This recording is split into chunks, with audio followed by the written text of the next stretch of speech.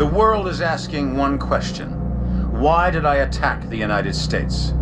The United States has had the world in a constant state of war for over 100 years. Time and again, we have seen the catastrophic results of this belligerent, militaristic policy. These wars haven't led to resolution or peace. These wars have only led to more wars. The United States has set the agenda because they wielded the biggest stick. Well, no more. This is not the beginning of a war. This is the end of all wars. Everything I prophesied has come true, and now I will prophesy again. I will tell you the future before it happens. Isaiah chapter 42, verse 9 in the NLT. Shabbat Shalom. I want to start off by giving all praises, honor, and glory to Yahweh, Bahasham, Yahushai, Bahasham, Ruach HaKodesh, and double honors to our venerable apostles and elders and bishops of Great Millstone on down. Peace and blessings to the Lord's elect, the house of David. This is the brother Haran coming back at you with another lesson. Lord willing, be edifying and uplifting unto the elect. And this is going to be pretty much of a quick update, all right, as we make our way to the last major prophecy, which is the mandatory implementation of the Motb. Okay, and this is titled Canada's Digital ID Push, Convenience or Control, right? And starting from our elders and apostles of Great Millstone on down, all right, we've been talking about this coming beast system, otherwise known as the NWO. All right, in the past month or so, you've been hearing, all right, the phrase New World Order in the mainstream. So that's pretty much to let you know that something that used to be known as a conspiracy theory has now become, in fact, a conspiracy that's playing out. Okay, and these people that for so long would demonize you, they're using the same exact words that we were using that they were demonizing. So wouldn't we call the president of the prime minister of Canada, all right, Carney, wouldn't we call him a conspiracy theorist as well? Because he literally just used the word New World Order or phrase New World Order. And when you go into Wikipedia and you type in New World Order, it says a conspiracy theory. So they're literally using the same phrase that was demonized a whole bunch of years ago, right? So that should tell you something. And people are now coming to a realization that the so-called conspiracy theorists have always been right. We're still yet to be wrong about all these things that we were talking about that was deemed conspiracy theory. And that's why we've been telling you that that phrase was created by the CIA back in the 60s to stop honest communication among people. Okay? If you get labeled that phrase, people don't take you serious no more. Right? It's regarded as, oh, it's just something crazy. Like, oh, he's just a conspiracy theorist. Oh, you follow a whole bunch of conspiracy theories. Like, you're just saying some crazy shit out there. Meanwhile, everything we've been saying is true. See? And one more thing that's going to be true is the mandatory implementation of the Motb. And it's fast approaching. Let's read. It says, Canada is quietly moving toward a digital identity system, and most citizens barely know it's happening. Right? Like Noam Chomsky. All right, he said that the majority of the people, okay, have no idea what's happening. And they don't even know that they don't know. Okay, they have no idea what's happening. They don't even know that they don't know. All right, so when you tell them, they look at you like you crazy. Right? But this is what's happening. And this is why the elites are always, pushing crisis and different things to keep the people always at bay. There's always some danger somewhere, right? The fear, right? Meanwhile, everything is fine, right? But the thoughts, the fear, and all these different things, the propaganda that's surrounding you every day, it causes people to stay, stagnant. You can't think. You can't really see what's going on. You're always constantly, working for the next day, like the next thing, the next thing, the next thing. You never really stop to see what's really happening, So it says a tool called GC or GC Wallet has already launched in limited form, promising to make government services easier to access, all from the convenience of a smartphone. On the surface, it's hard to argue with the idea of simplification, fewer passwords, fewer cards, and faster service. But beneath this glossy veneer lies a far deeper concern, one that touches on freedom, privacy, and control. All right, you notice a lot of these tech companies, right? Because we're now living in a technopoly, Okay, a lot of these tech companies are all intertwined with each other. You see what I'm saying? So every aspect of our daily lives is already being technified, right? Digitized and technified. Everything is being technology based. So people are being forced to adapt to the rapid change in our ways of living, right? People are being forced to adapt. See what I'm saying? Like social media has become a thing where there was a time where it was just used as a form of entertainment or a means of communication to a degree. Now it's a lifestyle, right? People actually have to form a living based on social media. You see? So it's like eventually, which is a few months from now, when social media becomes it has more of a value than real life, what's the point of being off grid? Right? You're not gonna meet people in real life like you would through social media. As a matter of fact, people meet people in real life through social media. It used to be the other way around, right? So when you in a state like that, it's just a matter of time before those who created the platform for you to call life your new normal, once they change the rules of that new normal, you have to adapt to that.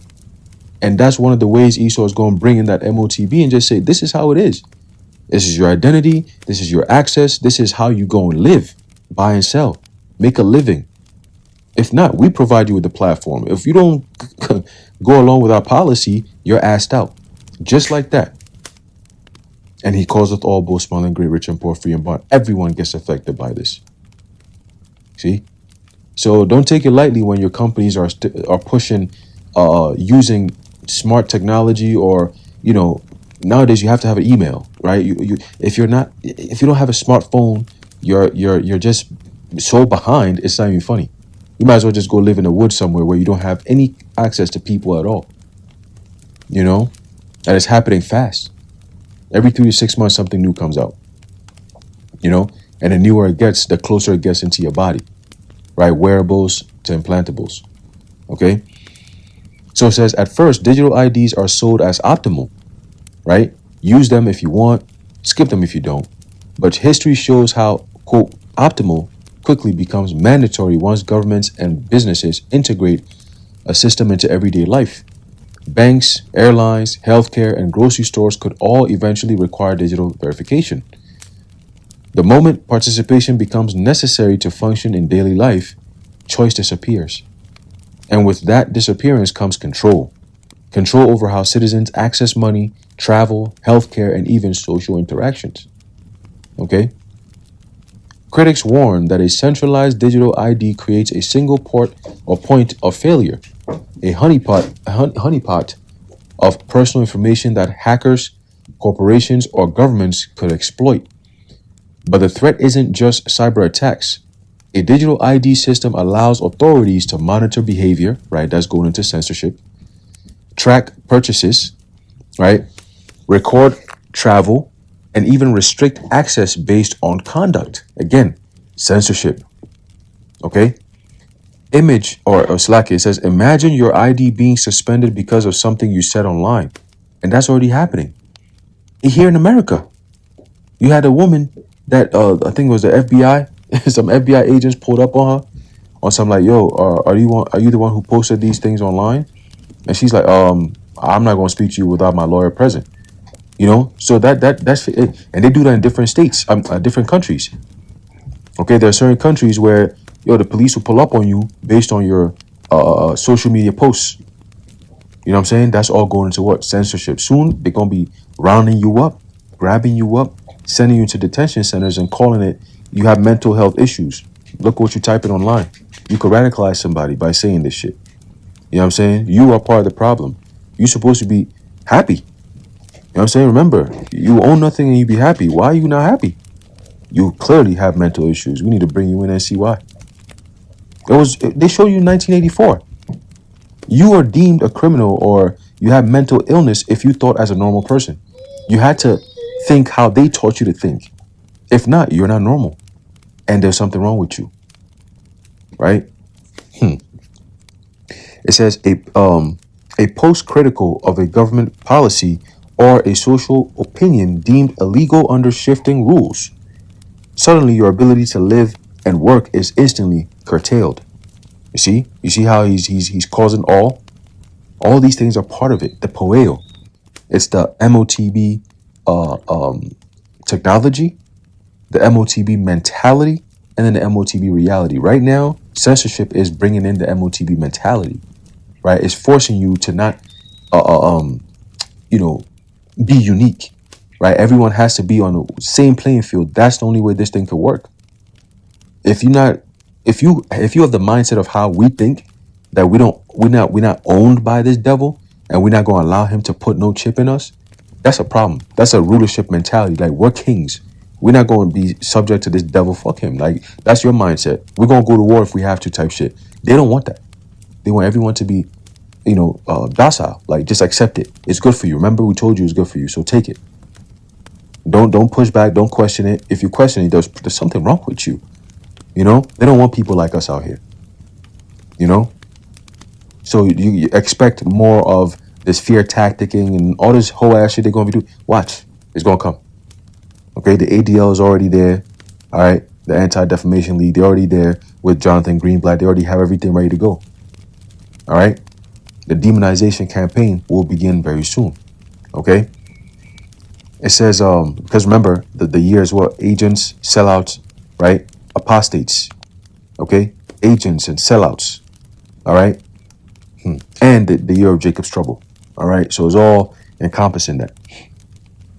All right, so let's continue. It says, this is not a far off scenario. Once personal identity becomes digital, the government holds the keys. What starts as a convenience could very quickly become a mechanism of enforcement, shaping behavior in ways citizens never consented to. Right, but you did consent by doing it. Right, they that consent unto them shall be had in derision. Okay, so by you complying, you're gonna realize that that complying was really the one thing you shouldn't have never done. Right, the one thing they kept telling you to do, you should have never done, because they needed you to do it. That's why they kept telling you to do it. It was important to this. It's a very important step. Just like telling them to take the J, right, the jump shot. It was a very important step for their experiment to work, for people to take it. It does so many different things, psychologically, physically, biologically, spiritually. Right? I remember when they first given it, when they were doing the trials, I believe it was AstraZeneca, and one of the ladies in the UK, she took it and she said, "God is dead. I can't feel God. Like my spirit is gone. Like my soul is taken." She was out of there. I said, "Oh shit!"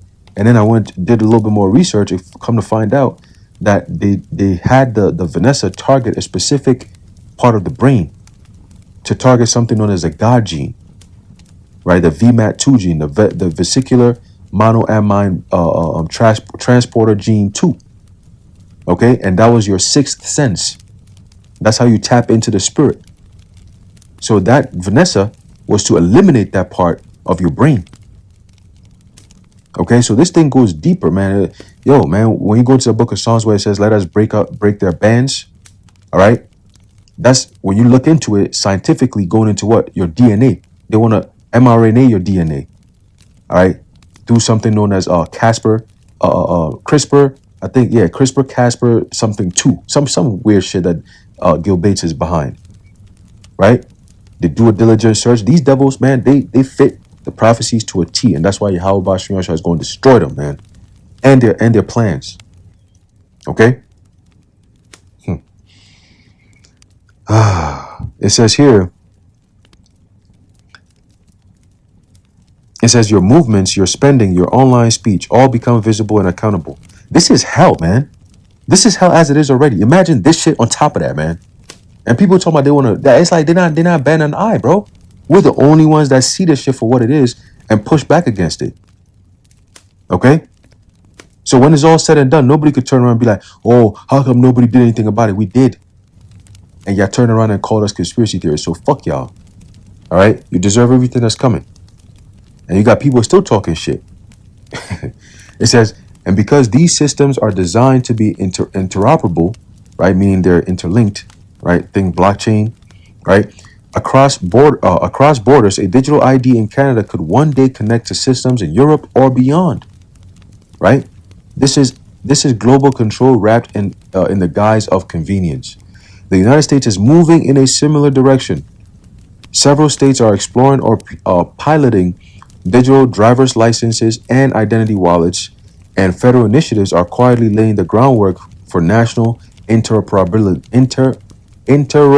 Interoperability. It's a very tricky word. It says, while officials frame these programs as tools for convenience and security, critics warn that the same pattern could take hold. Optional participation quickly becoming essential. Right? Just have a couple of emergencies, and those options quickly become, essential. Okay? Mandatory. All right? Conditional. All right? If this, then that. If not, then no. If not, then no. All right. It says personal data aggregated and monitored, and citizens losing real control over how they access everyday services. Okay. Technopoly. It says the U.S. could soon find itself navigating the same privacy and liberty trade-offs already emerging in Canada. All right. So your First and Second Amendment rights are going to be done away with. All right. And they've started by hitting you with your Fourth Amendment. When they start doing the searching and the warrantless searches, okay, which has already started, but it's going to ramp up. They're going to come up with a reason for that to ramp up. Some form of false flags, right? Things that happen. Things that mysteriously happen out of nowhere. Let's keep going. It says, the danger is compounded by corporations and financial institutions. Banks, retailers, and tech companies are eager to integrate digital IDs into their systems, seeing efficiency, fraud prevention, and customer data collection as major benefits. And it's funny how they preach all this, but they're the biggest fraudulent bastards in the world, man. All right? They push all this, we're trying to avoid fraud. You are the ones creating the fraud.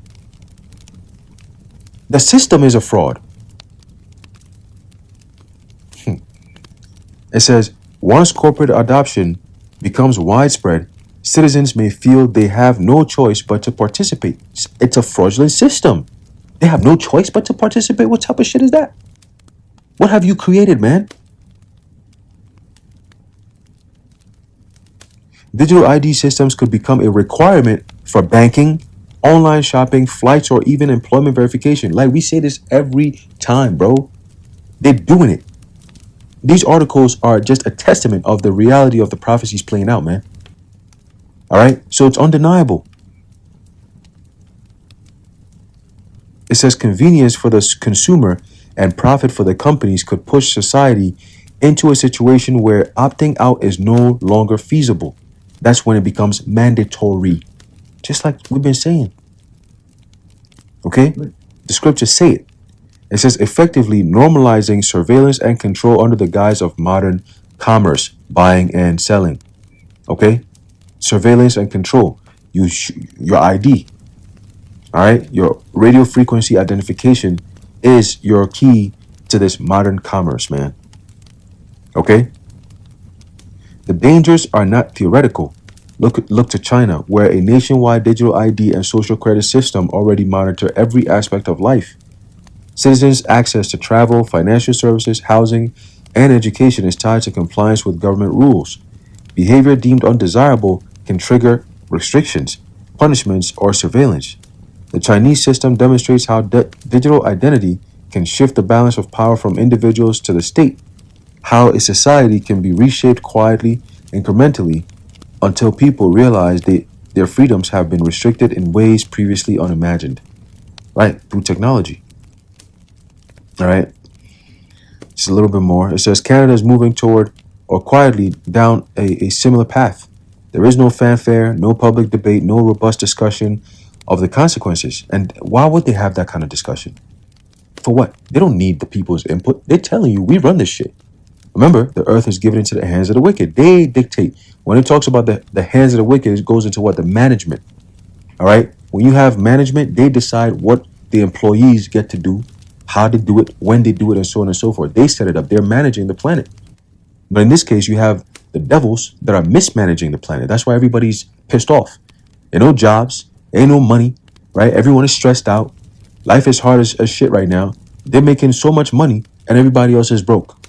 And I mean, shit, they're not going to think to say, hey, listen, we got all these billions of dollars. Why don't we just make everyone's life easier? Why don't we just, shit, people, why are people working? You know what I'm saying? Let's just make everything free. Hey, why don't we just give them more money, right? Shit, here you go. Everybody just get this, da-da-da-da. We're going to split our billions of dollars. If we all put it together, we'd be trillionaires. So why don't we just split it? It's 8 billion people on the planet, divided amongst themselves, and give everyone enough for them to just live and just chill. We could all be at peace, right? Be in harmony. You know what I'm saying? You don't have to work. You know what I'm saying? Healthcare. What's healthcare?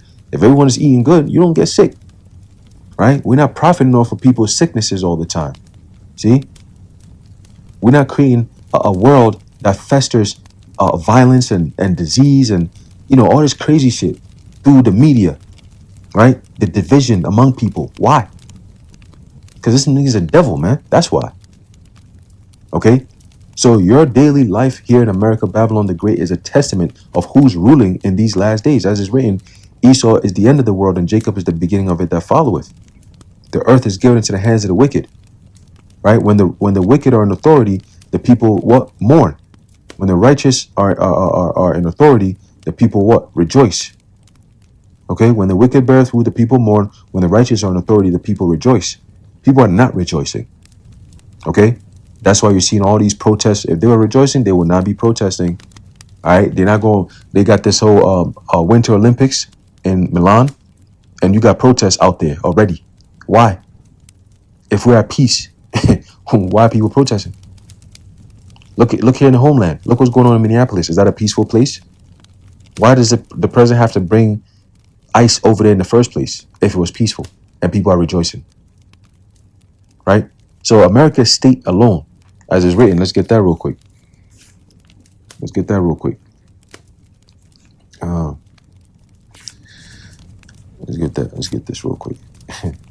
America's state is just showing you everything we've been saying.